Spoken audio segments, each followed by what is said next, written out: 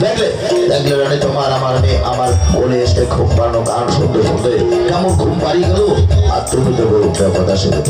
হ্যাঁ আমি কি শিখেছি? ওই শিখেছ